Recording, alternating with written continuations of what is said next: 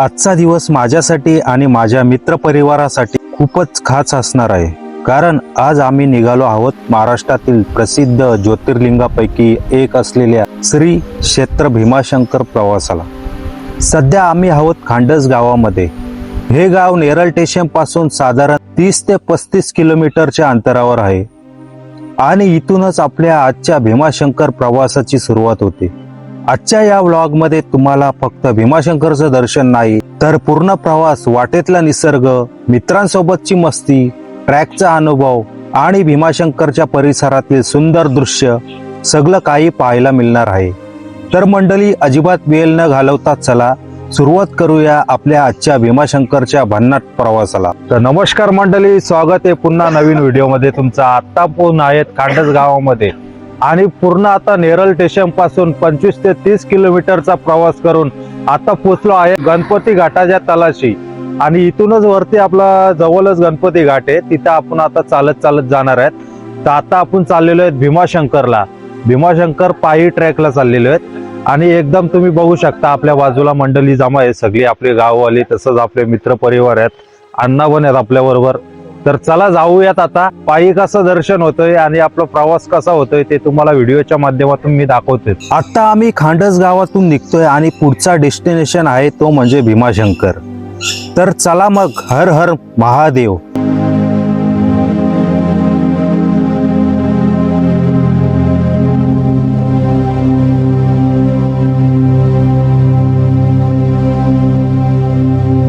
तो मंडळी आता रस्ता पण बघू शकता, जो गणेश घाटाकडे रस्ता जाणार आहे, एकदम असा भयानक रस्ता आहे आणि खूप कठीण आहे।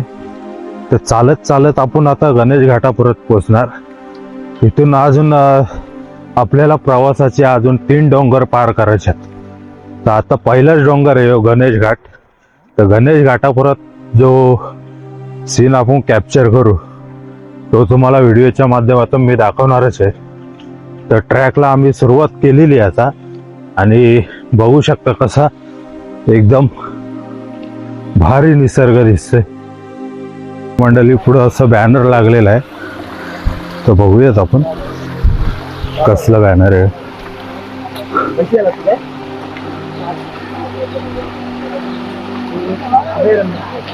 प्रवेश फी दिलेली आहे मंडळी इथे, 60 रुपये पर पर्सन।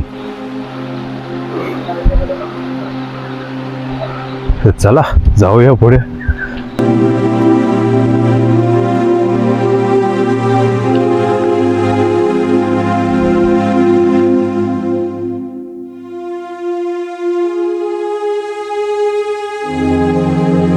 तर मंडळी, एवढा आपण टप्पा पार करून आता पोचलेलो आहे ते म्हणजे गणेश घाटाच्या एंडिंगला। आणि समोर बघू शकता गणपती बाप्पाचं मंदिर दिसतो आपल्याला। तर तिथं पण आपण जाऊयात चालत चालत। तर पोचलेलोच आहे, बहुतेक म्हणजे एक टप्पा पार झालेला आहे आपला पहिला। तर अजून लय चालायचे, खूप म्हणजे खूप चालायचे आपल्याला। तर भीमाशंकर ट्रॅकला तुम्ही येणार असाल तर पायी प्रवास नक्की करा, खूप मजा आहे। फक्त काय एवढं चालायला लागेल तुम्हाला। आता पोहोचू आपण गणपती मंदिरामध्ये आणि गणपती बाप्पाचं दर्शन घेऊ आपण।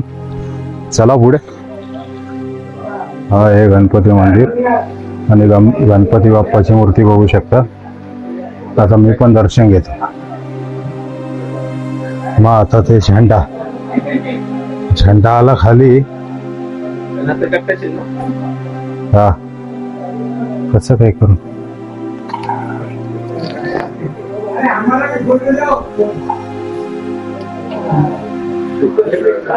गणपती बाप्पा मोरया, पुढचा प्रवास सुखाचा होऊ दे। आणि माझ्या हातात तुम्ही बघू शकता झेंडा घेऊन आलेलो आहे आज मी। आणि आज आहे 15 ऑगस्ट आणि आपलं 15 ऑगस्ट गेल्या वर्षी पण 15 ऑगस्टला झालं होतं, पण त्या दिवशी श्रीकृष्ण जन्माष्टमी पण होती। तर यावर्षी नुसतं 15 ऑगस्ट आहे, त्यामुळे आम्ही झेंडा घेऊन आलेले आहेत। आणि चला जाऊया पुढे। शॉर्टकटने चालला का? चल मग जा शॉर्टकटने, आम्ही येतो लॉंग कटने इकडून। तो शॉर्टकट बघू शकता मंडळी. इकडून एवढा डिस्टन्स आहे कमी आणि इकडून चालत चाललेत की असं फिरून येणार वरून. म्हणजे एवढा जो आपला प्रवास आहे. आता देवेंद्र चढतोय वरती, बघूया जमतोय का त्याला. जमलं जमलं जमलं. तर आता फार वरपर्यंत जायचं शॉर्टकट. तर आपल्या हातामध्ये आपल्या बॅगीवर वजा आणि हातामध्ये पण वजा आहे माझ्या खूप. त्यामुळं मी विचार करतोय जाऊ की नको. तरी पण बघूयात. चला इकडूनच जाऊया आपण. वजा पण खूप आहे आपल्याकडे. तर हळू हळू जाऊयात. आणि नजारा बघू शकता कसा आहे तो. खूप सुंदर दिसतंय. तर मित्रांनो, ट्रॅकिंग हा प्रवास आहे तो असाच असतोय. खूप स्ट्रगल करायला लागते. ज्याच्यामध्ये चालण्याची हिंमत आहे तोच ट्रॅक करू शकतोय. नाहीतर तुम्ही बोलाल मला गाडीमध्ये बसून घोडीमध्ये बसून म्हणजे पोचायचं आहे लोकेशनवर, चालत येणं म्हणजे खूप छोटी गोष्ट नाही. खूप चालावं लागतं आणि दऱ्या डोंगर असं पार करून आपण लोकेशनवर पोचतोय. तर खूप म्हणजे डिफिकल्ट आहे. तर आता बघू शकता कसे म्हणजे येडे वाकडे रस्ते आहेत सर्व आणि या रस्त्यातून आपण चालत आहोत. तर चला हळूहळू प्रवास करूयात. या प्रवासात खूप मजा येणार आहे कारण पुढे असे हिडन प्लेसेस आहेत जे आपल्याला खूप बघायला पण सुंदर वाटतात आणि एकदम रोमॅन्टिक सीन, जसं की हॉलिवूड मूवी असे सीन आहेत. खूप नॅचरल वॉटरफॉल तसेच आपल्या दऱ्या झाल्या, डोंगर झाले. खूप चांगलं वाटतं बघायला. आणि शेवटी आपण नंतर पोचणार भीमाशंकर. तर तिथं गेल्यानंतर पण खूप भारी एवढा भारी निसर्ग वाटतो ना तिकडे गेल्यावर. खूप चांगलं वाटतं. दरवर्षी मी येतोय पण यावर्षी मी व्हिडिओ टाकतोय. तर चला करूया प्रवास हळूहळू. भेटूया पुढच्या स्पॉटला. तर मंडळी एक टप्पा पार करून आलेलो आहे आणि तिकडे आपली 2 माणसे बघू शकता वरती चढलेली आहेत आणि झेंडा हातात घेतलेला आहे. तर बघा आता देवेंद्र पण गेला झेंडा फडकवायला. आज आहे 15 ऑगस्ट आणि देवेंद्र आपला बघू झेंडा घेऊन हातात आहे.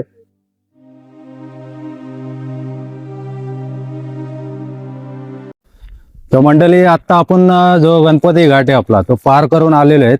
अजून पुढे 3 डोंगर बाकी आहेत. हे 3 डोंगर महत्वाचे आहेत. आणि आता मागे बघू शकता सध्या धुक्यामुळे काहीच दिसत नाही पण खूप मोठा चढाव आहे. आणि भीमाशंकरला तुम्ही याल तर खांडस मार्गे नेरळ स्टेशन पासून 25 ते 30 किलोमीटर अंतर आहे. आणि याच्यामधून तुम्हाला भीमाशंकर जाण्यासाठी 2-3 मार्ग आहेत. आता आपण जर गाडीने गेलो तर पुणे मार्गे, जुन्नर मार्गे जाऊ शकते. तसंच मुरबाड, टोकावडे हे गाडीचा प्रवास झाला. आणि पायी प्रवास इकडे बघायला गेलो तर इथे एक गणपती घाट आहे आणि दुसरा येतो शिर्डी घाट आहे. तर शिर्डी घाट खूप म्हणजे भयानक आहे आणि तिथे चढायला पण म्हणजे त्रास होते. म्हणजे एवढा भयानक आहे ना की खूप डिफिकल्ट आहे. तर आता गणपती घाट आपला चांगला आहे. त्या घाटातून आपण चाललेलो आहेत आणि इकडे बघू शकता आता आम्ही मध्ये थांबलेलो आहेत. तर आणि इथं स्वच्छता पण बघू शकता, डस्टबिन वगैरे सगळं लावलेले आहे तिकडे चांगल्या प्रकारे. तर चला आपण पुढे जाऊयात आणि पुढे आपल्याला काय काय बघायला भेटतो ते व्हिडिओच्या माध्यमातून बघूयात. तर चला. तर यांना विचारू, तुम्ही इकडचेच का? पदरगडला रस्ता कुठून जातो? पुढून आता चालू आहे का? चालू आहे. गेले ते लोक गेलेत का? ठीक आहे. नाव काय तुमचं? गवारी. इथलेच काय गाववाले?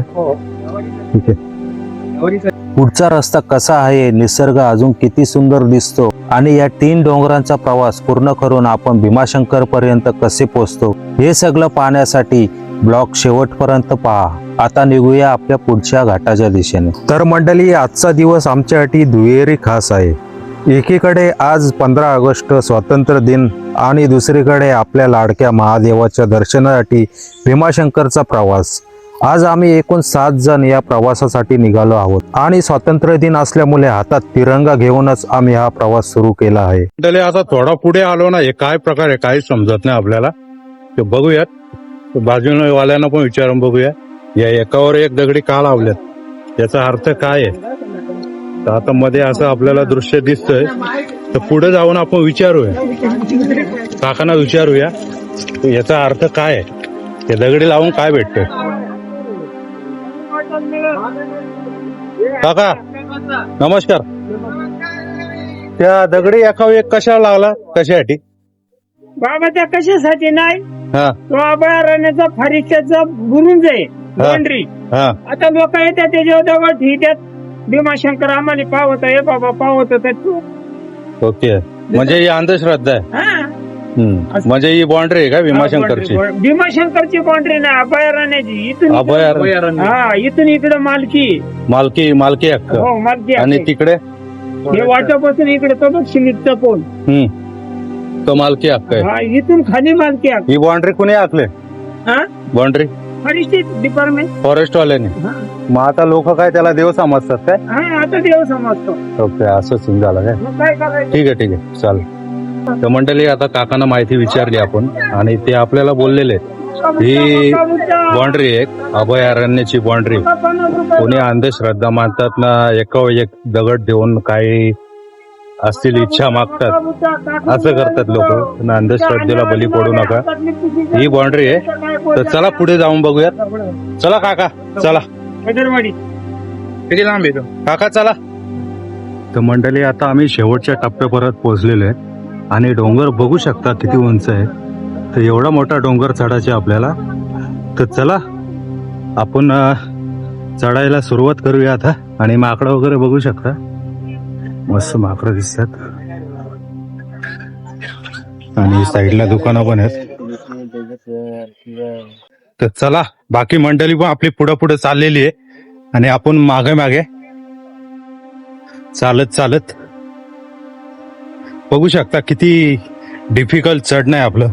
आणि एकदम एक पाऊल खूप त्रास होतो रे चढायला. हे बघा, चढतात लोक असे चढत पूर्ण जायचे. तर वरती गेल्यावर ना मंडळी, मी तुम्हाला एक मस्त व्ह्यू दाखवेल. तर चला जाऊयात. तर मंडळी, वरती आलेलो आहे मी आता आणि समोर आपल्याला हा दिसतोय तो पदरगड आहे. आणि पदरगडच्याच बाजूला इकडं पूर्ण आता खांडसगाव दिसतोय आपल्याला. खांडसगावचा व्ह्यू पण बघू शकतो आपण प्रत्यक्ष डोळ्याने. तर आता मी दुसऱ्या टप्प्यावर आहे, दुसऱ्या टप्प्यावर आलेलो आहे. खांडसगाव दिसतोय, त्याच्यामधून आता 2 टप्पे पार करून आलेले आहेत. तो एक डोंगर समोरून दिसतोय इकडे आपल्याला आणि त्याच्याच जवळ दिसतो पदरगड. तर चला हळूहळू जाऊया पुढे. भीमाशंकरचा प्रवास आम्ही दरवर्षी श्रावण महिन्यात करण्याचा प्रयत्न करतोय, कारण श्रावण म्हणजे महादेवाची भक्ती आणि भीमाशंकर म्हणजे भक्तांसाठी एक अत्यंत पवित्र स्थान. भीमाशंकर हे भारतातील 12 ज्योतिर्लिंगापैकी एक पवित्र ज्योतिर्लिंग मानले जाते. म्हणूनच श्रावण महिन्यात देशाच्या वेगळ्या भागातून मोठ्या संख्येने भाविक इथे दर्शनासाठी येतात. काही भक्त जवळून येतात, तर काही जण लांबचा प्रवास करून अनेक तासांचा प्रवास करत फक्त महादेवाच्या दर्शनासाठी इथे पोहोचतात. तर मंडळी, आता वरच्या टप्प्यावर पोहोचलेलो आहे आणि बघू शकता किती आम्ही वरती आलेलो आहे. खाली आपले गावं वगैरे दिसत आहेत, खांडसगाव. तसे आपले जे ट्रॅव्हलर लोक आहेत ते सर्व इकडे आराम करतात आणि खालचा व्ह्यू बघू शकता किती सुंदर दिसतोय. आता मी तुम्हाला दाखवतोच प्रत्यक्षामध्ये.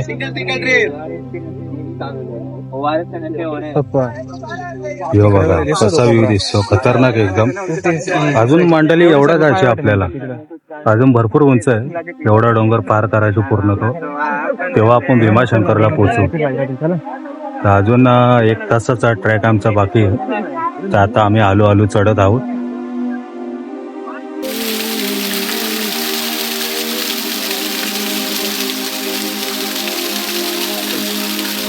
आता जसं पुढं आम्ही जात होतो तसं रस्त्याच्या दोन्ही बाजूला छोट्या छोट्या दुकानांची रांगा दिसत होत्या. इथे प्रवाशांसाठी जवळपास सगळ्याच गोष्टी उपलब्ध होत्या.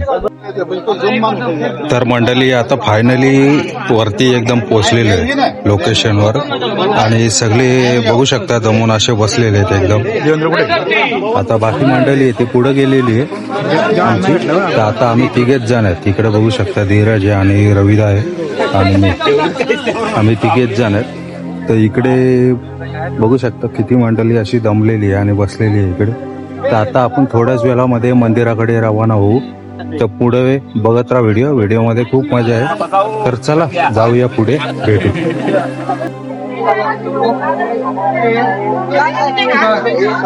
तर मंडळी आता भीमाशंकर मध्ये पोहोचलेली आहे आणि लाईन बघू शकता किती लाईन आहे ती.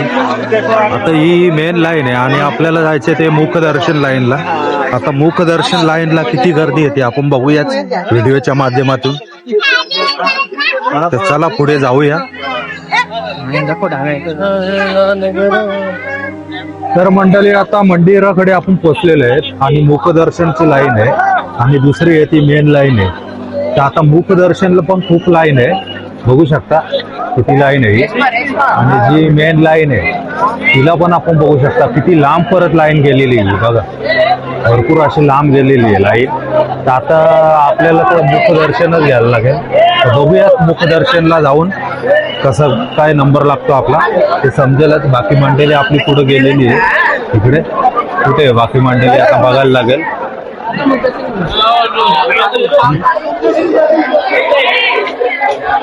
तर इकडे उभी आहे बाकी मंडळी आपली. हा स्क्रीनवर, मग ते स्क्रीनवरच गेल्या वर्षी नाही घेतला आपण. तर खूप गर्दी आहे आणि पहिलाच शनिवारी आलेले आहेत आपण. तर एंट्रीलाच खूप गर्दी आहे. जायचं कसं काय तेच समजत नाही आतमध्ये.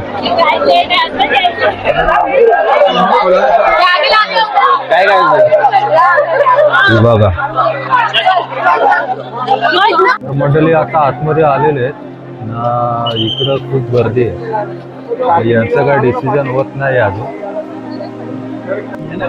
तर सगळी मंडळी इकडे चाललेली आहे आणि बघू शकता भीमाशंकर कसा दिसतोय. आता सगळं धुकं वगैरे कमी झालेलं आहे इकडे आणि जो भीमाशंकरचा स्पॉट आहे तो आपण लांबून बघू शकता. असं एकदम जंगलामध्ये दडलेलं आहे एक मस्त असं ठिकाण. तर या ठिकाणाला आता 12 ज्योतिर्लिंगामधला एक ठिकाण आहे तो भीमाशंकर. तिथं आता आपण आलेलो आहेत. तर तिकडं मुखदर्शनला पण मोठी लाईन आहे आणि जी मेन लाईन आहे ती पण मोठी आहे खूप. मंडळी इकडं आलो तर हवामानात एकदम बदल झालेला आहे. खूप बदल असा म्हणजे की तुला थंडी वाजते का बाला? हा वाजते का? हो लागते, भरपूर लागते. हा थंडी लागते. आता तुझं नाव काय? तनिष विश्वनाथ गुडे. ओके चल.